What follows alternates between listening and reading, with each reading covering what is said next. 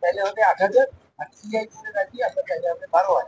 আপনার মতো চট্টগ্রাম বন্দরকে আন্তর্জাতিক মানে উন্নত করতে বিদেশি ব্যবস্থাপনার প্রয়োজনীয়তার কথা জানিয়েছে নৌপরিবহন উপদেষ্টা ব্রিগেডিয়ার জেনারেল ড.এম সাখাওয়াত হোসেন। বর্ষা জায়গা এরকম জায়গাতে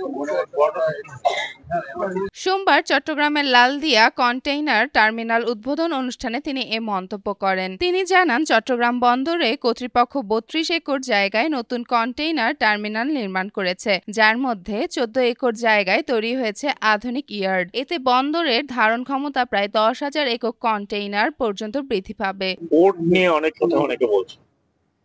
বাংলাদেশের সমস্যা হলো যে আমরা অনেক দূরে দেখতে পারি, অনেক দূরে দেখতে গেলেই আমাদের সমস্যা হয়।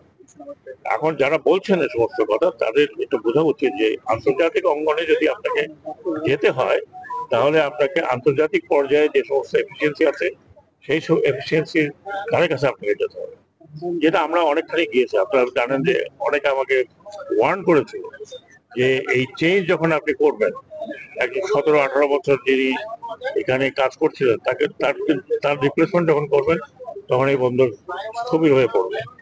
কিন্তু আমি আজকে বলতে পারছি যে বাই দ্য গ্রেস অফ আল্লাহ স্থবির হয়নি, বরং আরো এটা উন্নত হয়েছে। এখন ই গেট করাতে আপনারা জানেন যে পার ট্রাক ২ থেকে ৩ মিনিটের মধ্যে ক্লিয়ার করে চলে যায়।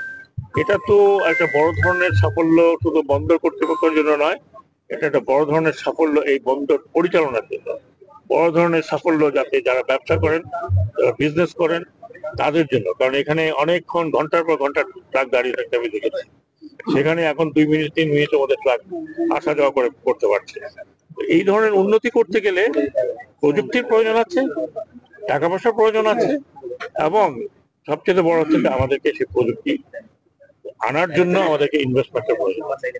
নৌ উপদেষ্টা আরও বলেন, বন্দরের ট্যারিফ সমন্বয়ের আগে সব স্টেক হোল্ডারের সঙ্গে পরামর্শ করা হয়েছে যাতে সবার স্বার্থ অক্ষুণ্ণ থাকে। ড. সাখাওয়াত হোসেনের মতে, চট্টগ্রাম বন্দরের উন্নয়নে আধুনিক প্রযুক্তি, দক্ষ জনবল ও বিদেশি ব্যবস্থাপনা সংযুক্ত করা এখন সময়ের দাবি। তিনি আরও জানান, বন্দর উন্নয়ন ঘিরে ইতিমধ্যে ৪ থেকে ৫ বিলিয়ন ডলার বিনিয়োগের সম্ভাবনা তৈরি হয়েছে।